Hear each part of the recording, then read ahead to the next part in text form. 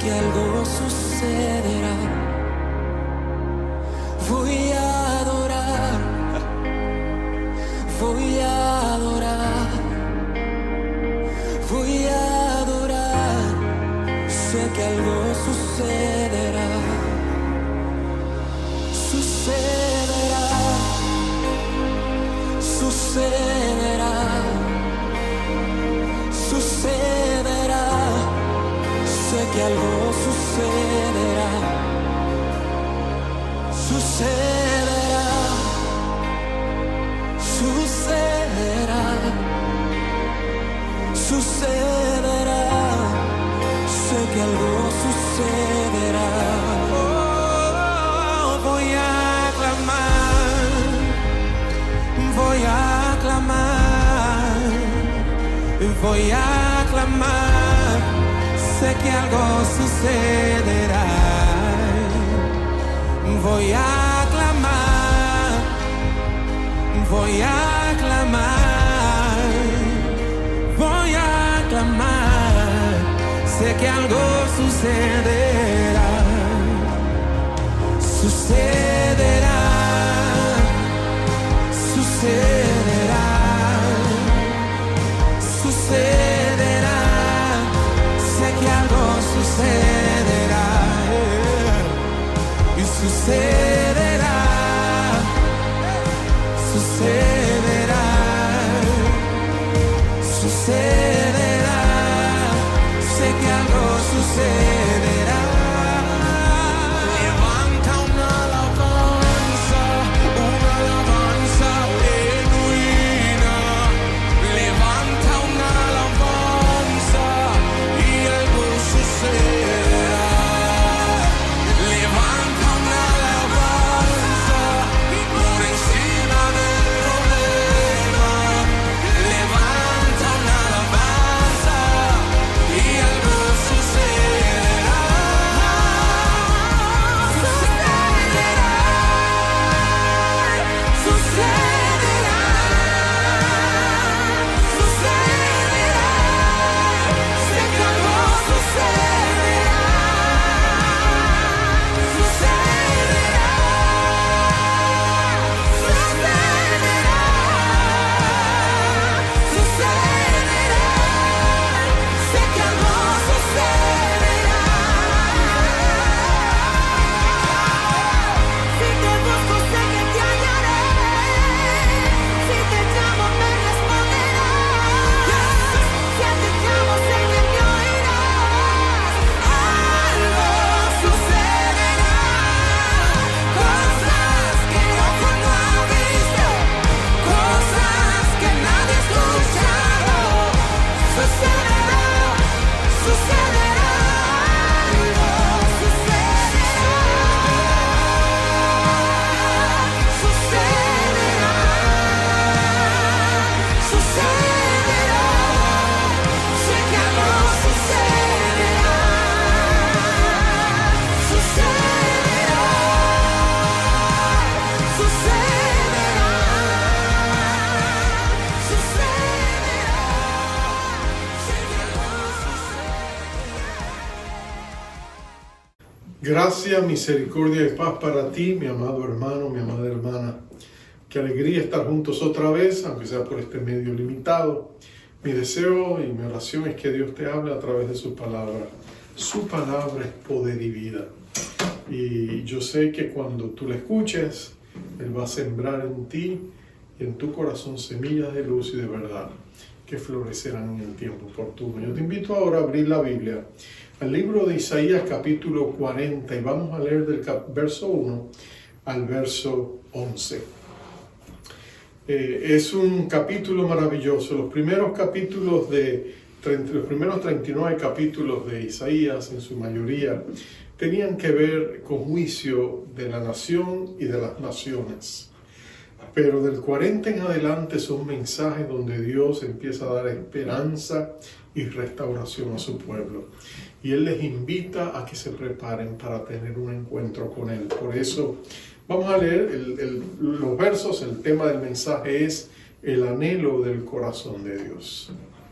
Dice así la palabra de Dios: Consolaos, consolaos, pueblo mío, dice vuestro Dios. Hablad al corazón de Jerusalén, decidle a voces que su tiempo es ya cumplido, que su pecado es perdonado, que doble ha recibido de la mano de Jehová por todos sus pecados. Vos que clame en el desierto, preparad camino a Jehová, enderezad calzada en la soledad a nuestro Dios. Todo valle sea alzado y bájese todo monte y collado, y lo torcido se enderece y lo áspero se allane, y se manifestará la gloria de Jehová. Y toda carne juntamente la verá, porque la boca de Jehová ha hablado. Vos que decía, da voces, y yo respondí, ¿qué tengo que decir a voces? Que toda carne es hierba, y toda su gloria como flor del campo. La hierba se seca y la flor se marchita, porque el viento de Jehová sopló en ella. Ciertamente como hierba es el pueblo. Sécase la hierba, marchítase la flor, mas la palabra del Dios nuestro permanece para siempre. Súbete sobre un monte alto, anunciadora de Sión. Levanta fuertemente tu voz, anunciadora de Jerusalén. Levántala, no temas. Di a las ciudades de Judá, ved aquí al Dios vuestro. He aquí que Jehová el Señor vendrá con poder, y su brazo señoreará. He aquí que su recompensa viene con él, y su paga delante de su rostro. Como pastor apacentará su rebaño, en su brazo llevará los corderos, en su seno los llevará, pastoreará suavemente a las recién paridas. Dios bendiga su palabra. Vamos a orar. Padre amado, qué precioso es saber que tú eres el gran pastor de tu pueblo y que el anhelo de tu corazón es estar cerca de nosotros. Y que nosotros estemos conscientes de tu presencia manifiesta. Oh Señor, prepara nuestros corazones en estos días difíciles en que nos han tocado vivir. En estos días de tibieza espiritual, en estos días de grandes desafíos, en estos días donde es fácil que nuestros corazones sean abrumados por la ansiedad, el temor y los problemas. Pero aún así nuestro clamor es delante de ti, oh Dios.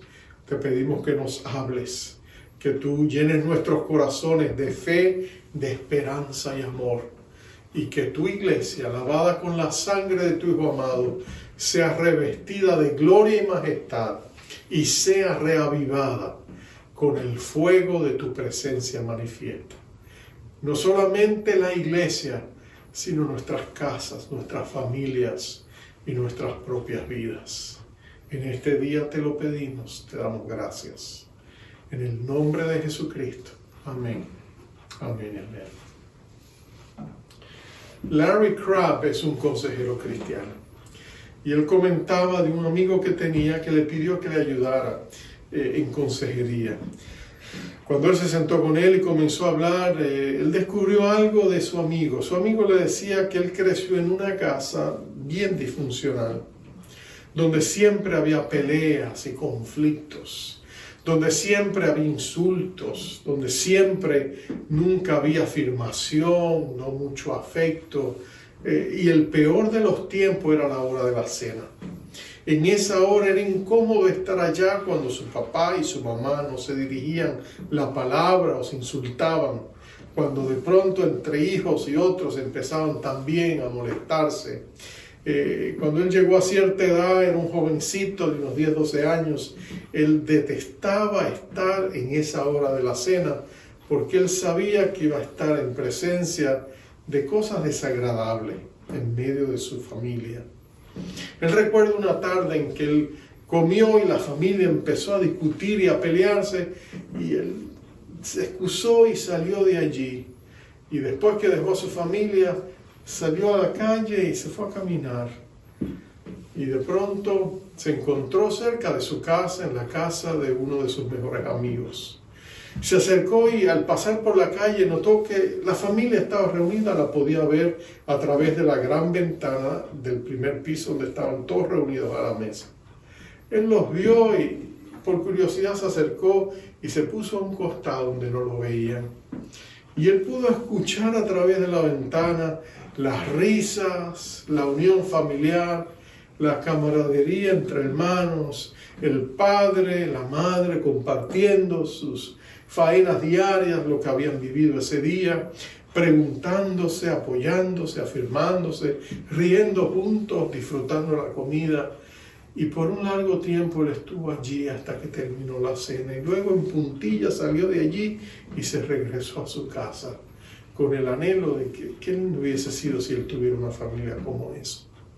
Pero de ahí en adelante, siempre que tenía la oportunidad, él se escabullía de su familia a la hora de la cena, después comía rápidamente y se iba y se encontraba recostado allí, porque él quería saber cómo se amaban las buenas familias.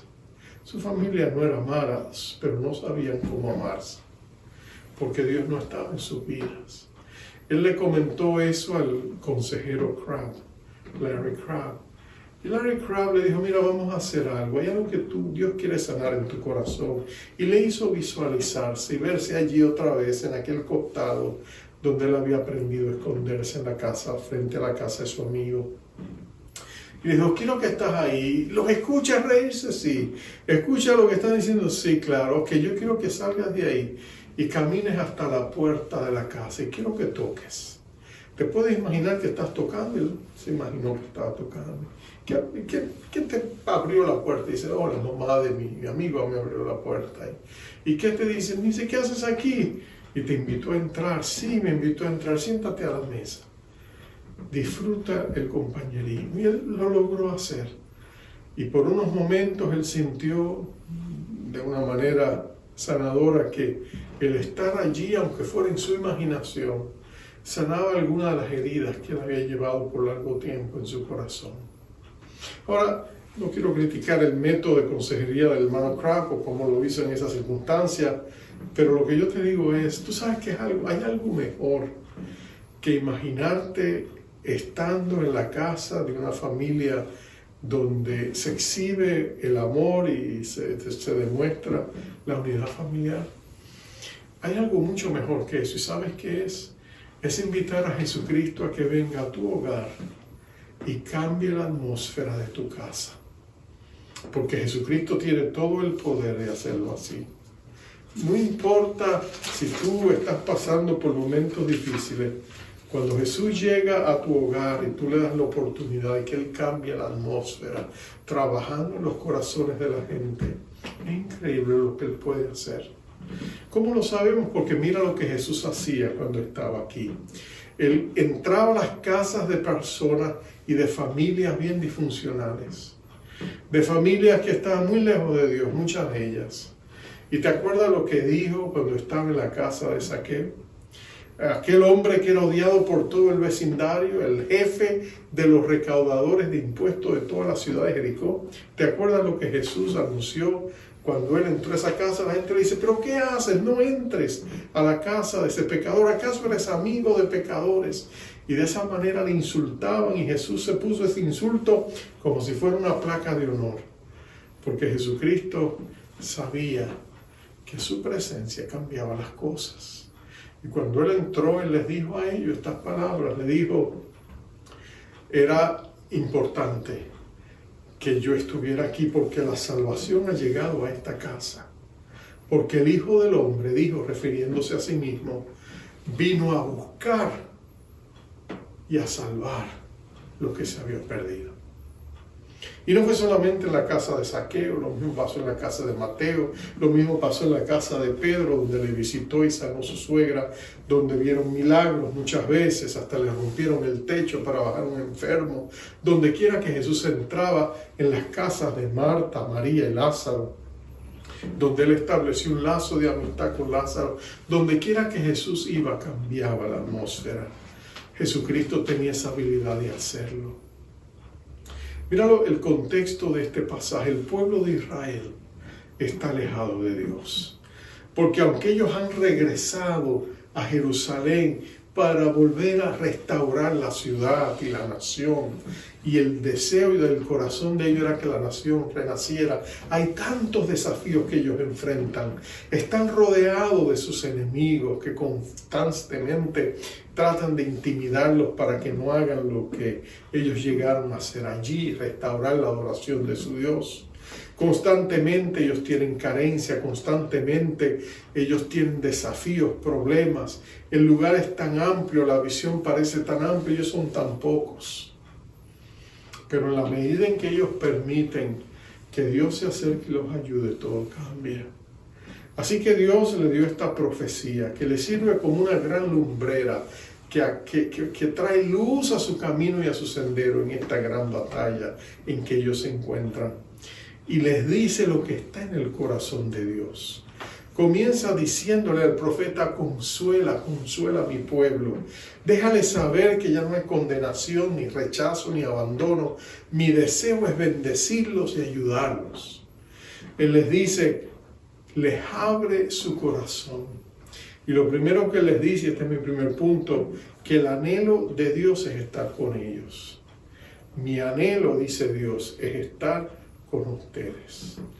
Dios le dice, mira, yo quiero venir y visitarlos y ayudarlos, pero lo que yo quiero es que se preparen para recibirme, para que puedan apreciar la gloria que yo quiero llevarles. Lo que Él te está diciendo es que Dios nos está invitando a que nos preparemos porque Dios es un buscador. Todo lo que la Biblia dice acerca de Dios es que Dios es un buscador, que su naturaleza es buscarnos. Como Jesús le dijo delante de Zaqueo en su casa, el Hijo del Hombre ha venido a buscar y a salvar lo que se había perdido. Pero no solamente fue en los labios de Jesús, en las páginas del Antiguo Testamento está la misma historia. Uno de los libros más interesantes, hermosos, pero a veces difíciles de leer es el libro de Oseas. Oseas era un gran profeta y Dios lo usó para darle un mensaje a su pueblo. Y el mensaje era de que Dios le amaba, de que a pesar de que su pueblo había sido infiel, Él quería restaurarles, Él quería mostrarles su misericordia a un pueblo que era rechazado. La esencia de ese libro se resume en estos breves versos que te quiero leer en el capítulo 11, versos del 1 al 4. Mira lo que dice allí. Te revela el anhelo y el deseo de Dios. Dice, Dios está hablando y Dios relata. Dice, cuando Israel era muchacho, yo lo amé. Y de Egipto llamé a mi hijo. Cuanto más yo los llamaba, tanto se alejaban de mí. A los Baales sacrificaban y a los ídolos ofrecían sahumerios. Yo con todo eso enseñaba a andar al mismo Efraín, tomándolo de los brazos, y no conoció que yo le cuidaba. Con cuerdas humanas los atraje, con cuerdas de amor, y fui para ellos como los que alzan el yugo de sobre su cerviz, y puse delante de ellos comida. Mira lo que Dios estaba diciendo de cómo Él había tratado a Israel. Él les dice, mi deseo siempre era ayudarlos. Desde que los rescaté de Egipto, yo los amaba y mi deseo era bendecirlos, pero ustedes no se dejaban ayudar. Ustedes me rechazaban, ustedes me eran infieles. Pero yo igualmente los ataba con cuerdas de amor y los atraía, como un pescador que está tratando de atraer al pescado a sí mismo. Él le dice, aun cuando ustedes estaban esclavizados y tenían el yugo sobre ustedes, yo les desataba de sus yugos para darles comida, para que pudieran comer. Es una imagen del amor persistente, constante y fuerte de Dios por nosotros los pecadores. El amor de Dios por un pueblo rebelde. Y lo que Dios les está diciendo, mi anhelo es estar cerca de ti. Mi anhelo es que tú estés cerca de mí. Mi anhelo es buscarte para que me adores. Eso es lo mismo que nuestro Señor Jesucristo dijo. En Juan 4:23 Jesús le dijo a una mujer de dudosa reputación al lado de un pozo ajeno. Le dijo, mas la hora viene y ahora es cuando los verdaderos adoradores adorarán al Padre en espíritu y en verdad, porque también el Padre tales adoradores busca que le adoren. En otras palabras, el anhelo del corazón de Dios era que su pueblo dirigiera su atención a Él. Y el deseo del corazón de Dios es que tú mires arriba y te conectes con Él. Tú dices, pero es que hoy día no lo puedo ver. Jesucristo estaba allí, era visible. Oh, pero déjame decirte, hubo muchos que vieron a Jesús cara a cara y le dieron la espalda. Lo que tú y yo necesitamos es que Dios desbloquee nuestros sensores espirituales.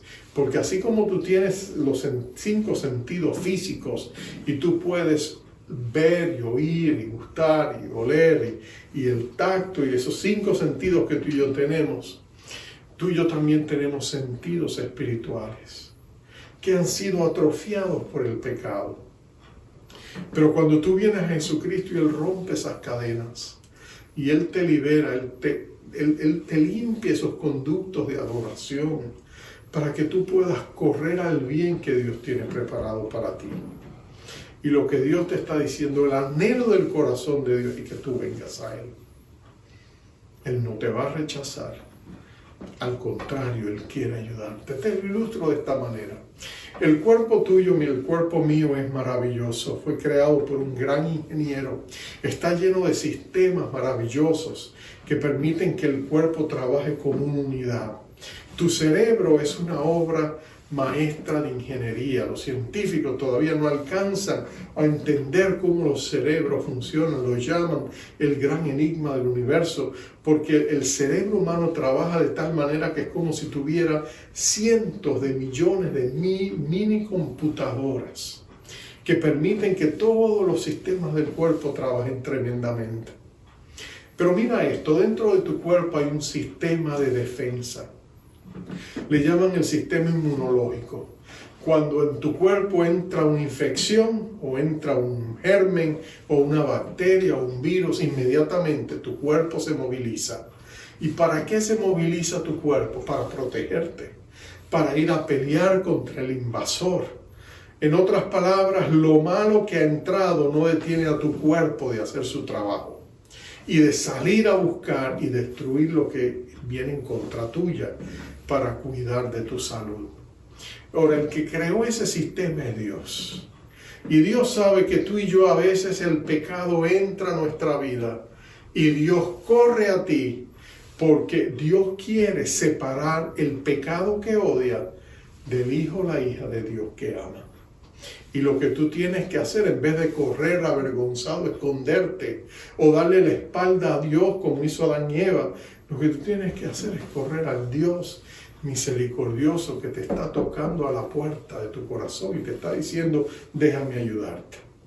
Cuando Adán y Eva se dieron cuenta de eso y salieron a Dios, mira lo que Dios hizo. Dios les dio justicia, tuvo que ayudarles a enfrentar el pecado, porque la ley que Dios había establecido era la ley del que siembra cosecha. Tuvieron que enfrentarlo, pero nota toda la ayuda que Dios le dio. Dios sacrificó animales y los vistió con las pieles de estos animales para darles protección y ayuda.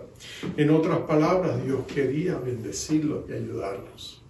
Así que por un lado, el anhelo del corazón a Dios es que nos acerquemos. Y la razón es verdaderamente profunda. El deseo, y este es mi segundo punto, la promesa de Dios es avivarnos.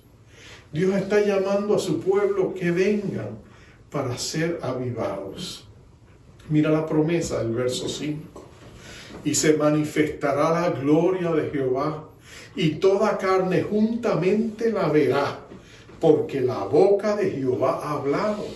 Mira la promesa infalible de un Dios que no puede mentir y es todopoderoso. Ese Dios te dice, mi deseo es traer mi gloria a este lugar. Por eso Él le va a decir al pueblo de Israel, levanten una carretera, una calzada, preparen el camino para que Dios venga a ustedes para bendecirlos. En otras maneras dice, yo quiero traer mi gloria, por lo tanto prepárense para recibirla. Pero ¿qué quiere decir Dios con su gloria? ¿Qué es la gloria de Dios? La gloria de Dios es su presencia manifiesta. En otras palabras, Dios está en todas partes, pero hay momentos donde tú lo percibes y tú sabes que estás con Dios. Moisés sabía que estaba con Dios porque escuchó la voz de aquel arbusto ardiente que le decía: quítate las sandalias porque donde estás parado tierra santa es. Y él, en la presencia manifiesta de Dios, él supo que tenía que quitarse las sandalias y estar cara a cara ante un Dios que anhelaba estar con él, pero que anhelaba traer el fuego que había en aquel arbusto a su propio corazón. Y eso es lo que Dios iba a hacer. La presencia de Dios. Los grandes avivamientos de la historia, donde Dios se ha movido con gran poder, el elemento común siempre ha sido la manifestación de un sentido profundo de la presencia de Dios. Jonathan Edwards, que fue uno de los grandes predicadores desde Northampton, aquí en Nueva Inglaterra, en Massachusetts, Dios trajo un avivamiento que empezó ahí, cuando él en su propio corazón sintió hambre y sed de Dios y no se dio descanso hasta tener un encuentro con Dios, y del fuego que él recibió lo llevó a su iglesia. Y cuando él empezó a predicar, era un mensaje, no un mensaje un mensaje dramático, que elocuente, que no, era un mensaje que él leía sencillamente de su podio, ni hacía ni gestos, él solo lo leía, pero la unción y el poder de la presencia de Dios fue tan poderosa que la gente que estaba allá llegaron y tuvieron un profundo encuentro con Dios y se arrepintieron. En otras palabras, el sentido de la presencia de Dios se hizo tan real. Lo mismo pasó en las Islas Hébridas, allá cerca cerca de Irlanda y de Escocia específicamente.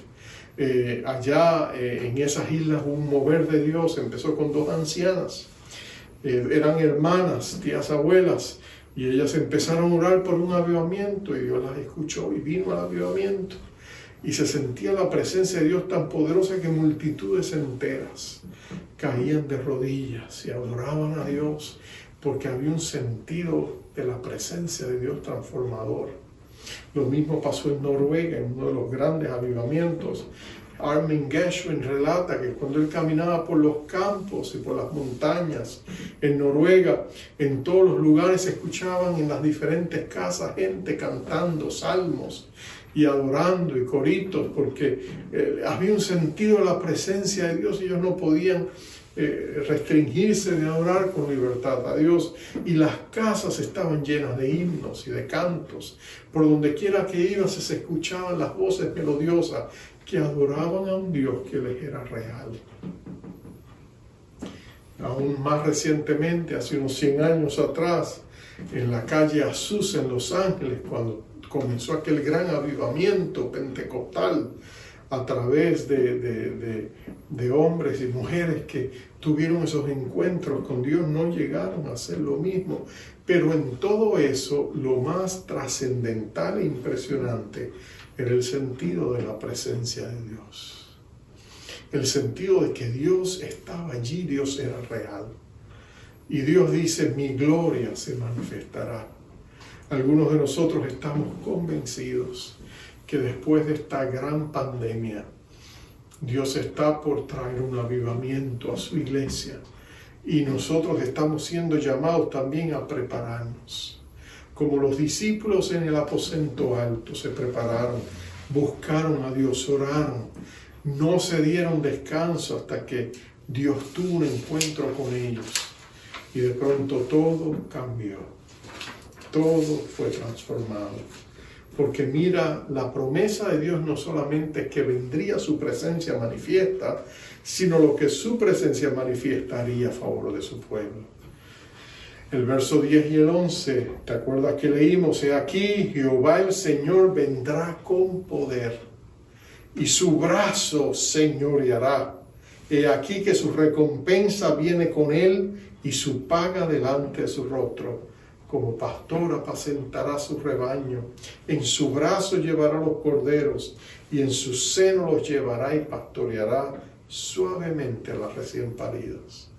Mira lo que te está diciendo. Dios viene con poder, viene a ajustar cuentas, viene de alguna manera a recompensar a los que han hecho el bien, pero también viene a pagar a aquellos que no lo han hecho. Pero el deseo de Dios es que su pueblo sea cuidado y protegido, que su pueblo sea apacentado, que Él esté tan cerca de ellos, que los más pequeños estén en sus brazos y aún las recién paridas tengan el cuidado amoroso de un Padre Celestial que está con ellos. En otras palabras, mira lo que dice aquí. Dios da la promesa de que cuando su gloria viene hay poder, cuando su gloria viene hay cuidado pastoral, cuando su gloria viene hay justicia, cuando su gloria viene hay rectitud, hay confrontación, hay juicio para aquellos que lo han rechazado o han hecho lo incorrecto, pero hay misericordia para todo aquel que clama al nombre de nuestro Señor Jesucristo. Pero mira esto, Él les está diciendo a ellos, prepárense. Termino con el tercer punto. Dios dice, mi invitación a que se preparen. Dios nos decía que teníamos que preparar un camino. Vos que clamen en el desierto, preparad camino a Jehová, enderezad calzada en la soledad a nuestro Dios. Todo valle sea alzado, bájese todo monte y collado, lo torcido se enderece y lo áspero se allane. Mira lo que Dios está diciendo. Cuando los reyes antiguos visitaban provincias apartadas, los administradores de las provincias recibían con mucha anticipación la noticia de que el rey les iba a visitar. Quizás el próximo año, en la primavera, el rey va a venir a verlos. Inmediatamente ellos se daban a la tarea de organizar las cosas para que tú pudieras recibir ese rey. Una de las cosas que hacían era, se aseguraban que el camino por el cual el rey vendría estaría libre de objetos. Si tenían que levantar las partes, cuando viniera la comitiva del rey, tenían que levantar las partes que estaban y rellenar los huecos, lo hacían. Si tenían que partes altas para que la comitiva del rey no tuviera que estar en unas cuestas empinadas, ellos hacían la manera para allanar, remover lo torcido, lo áspero del camino. Y lo que Dios está diciendo es que Dios está por visitarnos, pero Él quiere que nuestros corazones estén limpios. ¿Qué significa para nosotros alzar o rellenar los valles? Bueno, significa levantarnos. Los valles estaban hundidos. Significa quizás que la esperanza vuelva a renacer, que la fe vuelva a ser sembrada, que nuestras expectativas se levanten, que la fe y la esperanza se pongan las pilas para esperar ese encuentro con Dios, que en vez de vivir en un espíritu de incredulidad, de dudas o de apatía, no dar cuartel a la tibieza en nuestros corazones, y que de pronto nosotros nos animemos y digamos, esto tiene que cambiar, Señor. Yo necesito caminar contigo. Yo necesito quitarme todas estas cosas que me estorban, todos estos tropiezos y ataduras, y traerlos a tus pies. También significa venir a Dios con sinceridad y humildad delante de Él y decirle, Señor, te necesito. ¿Qué significa bajar los montes y los collados? Bueno, significa bajarnos de nuestro orgullo. Significa que nosotros nos arrepintamos de nuestra arrogancia o autosuficiencia, que nosotros confesemos nuestro orgullo espiritual, renunciemos a nuestra vanidad, que en vez de compararnos como mejores ante otros, nosotros reconozcamos que también necesitamos la gracia y la misericordia de nuestro Dios. ¿Qué sucede cuando lo torcido necesita ser enderezado? Bueno, quiere decir que tenemos que confesar y renunciar a nuestros pecados, nuestras adicciones y traerlas al Señor, nuestros hábitos pecaminosos. Todo aquello que nos es tropiezo, se lo traemos a Dios y se lo entregamos, se lo rendimos a Él. Finalmente, ¿qué significa que lo áspero se allane? Bueno, acuérdate que había caminos pedregosos que la comitiva del rey tenía que superar, y ellos tenían que hacer que lo áspero se allanara. A veces hay actitudes en nuestros caracteres que necesitan ser confrontados. A veces tú y yo tenemos caracteres difíciles, luchamos con la ira, somos explosivos. A veces nos cuesta, nuestro espíritu colérico muchas veces necesita ser traído a la humildad de Jesús. Nuestras actitudes carnales, nuestra lucha con la lujuria, cualquier otro mal hábito que nosotros tengamos, tenemos que enfrentarlos. Pero lo precioso es que tú y yo no tenemos que hacerlo solo. Lo precioso es que hay una voz en el desierto que nos invita, una voz que en la privacidad de nuestros corazones se resuena y nos dice: prepárate, Dios quiere encontrarse contigo, su deseo es estar contigo, su promesa es avivarte, la invitación del Altísimo es para ti, prepárate, ven a Él tal y como eres, pero límpiate, tráele todo al Señor y dile: Señor, límpiame, perdóname, restáurame, si lo necesitamos. Y ahí es donde Dios viene, y ahí es donde Dios nos bendice. Es interesante que la última iglesia de las 7 iglesias del Apocalipsis es la iglesia que pensaba que estaba en mejor condición y era la que estaba en su peor estado. ¿Te acuerdas de la iglesia de la Odisea? La Odisea era una ciudad próspera, una ciudad rica, era una ciudad tan rica que cuando un terremoto la devastó y el emperador quiso enviarle ayuda, los habitantes de la ciudad dijeron: no la necesitamos.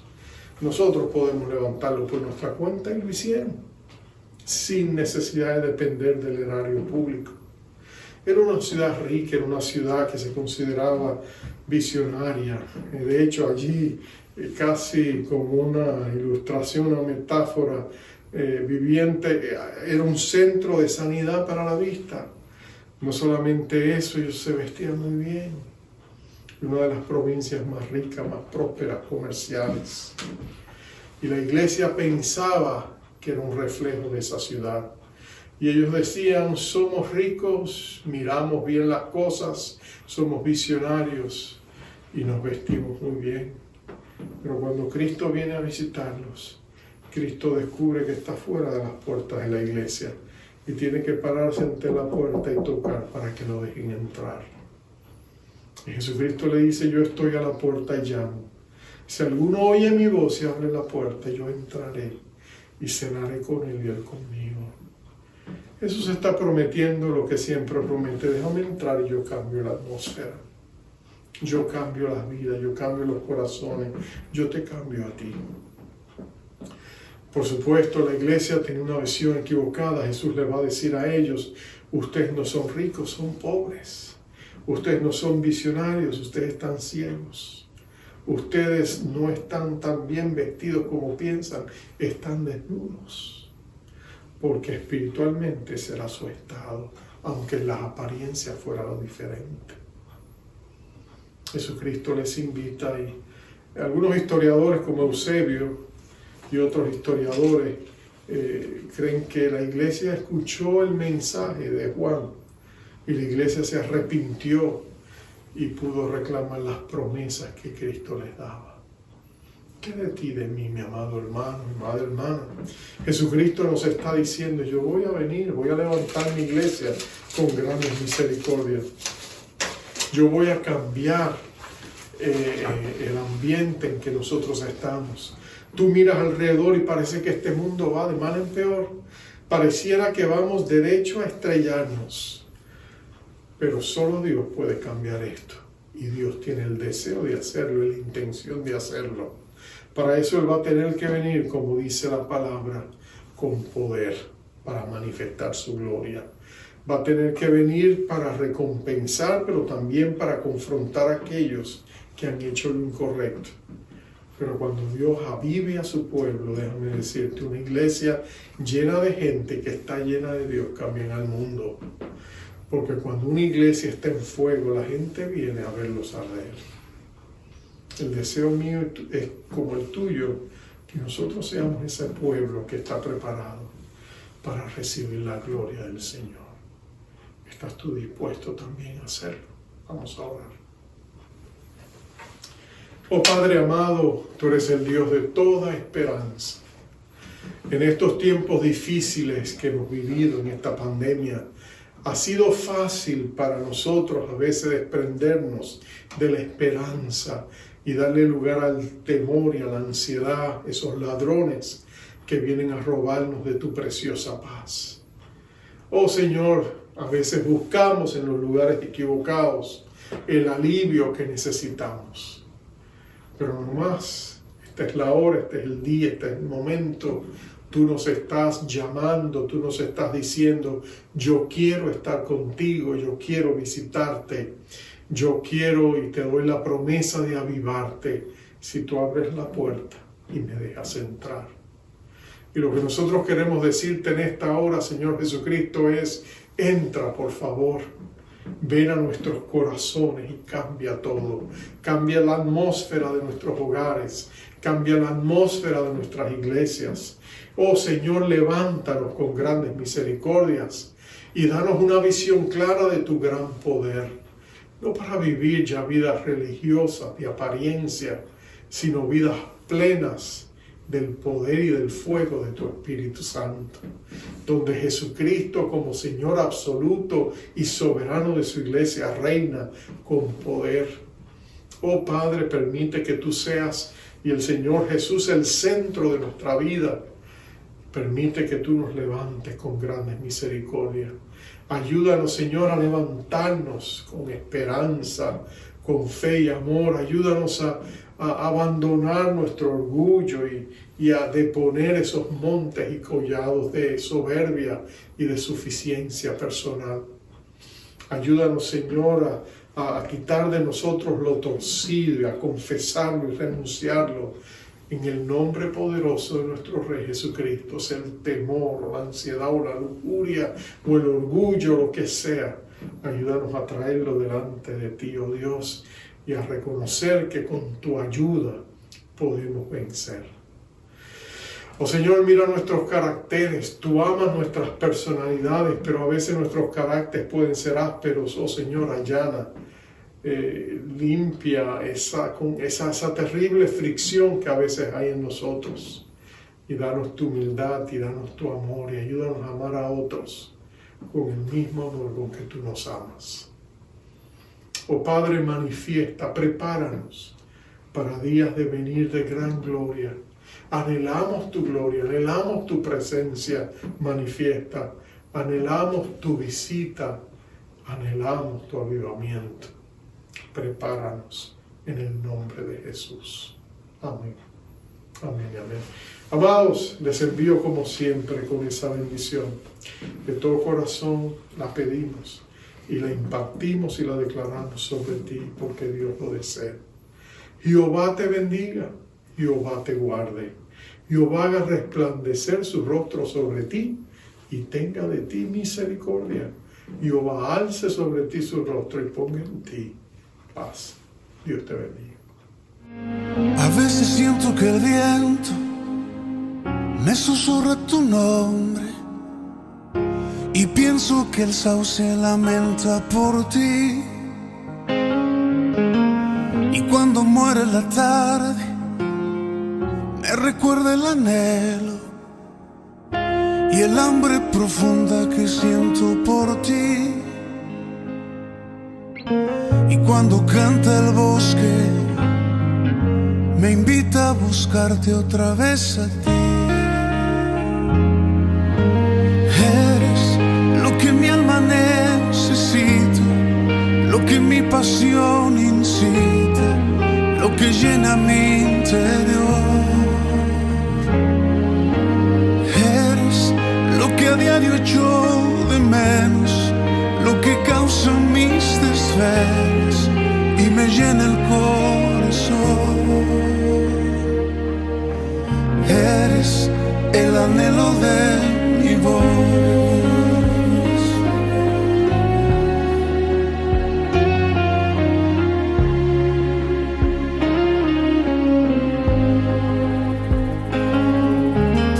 A veces pienso que anuncia las aves tu nombre, cuando en primavera levantan la voz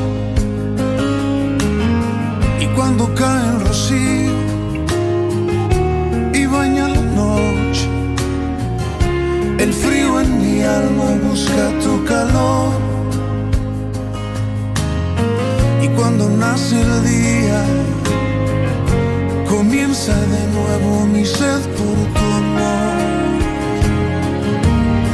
Eres lo que mi alma necesita, lo que mi pasión incita, lo que llena mi interior. Eres lo que a diario echo de menos, lo que causa mis desvelos y me llena el corazón. Eres lo que mi alma necesita, lo que mi pasión incita, lo que llena mi interior. Eres lo que a diario echo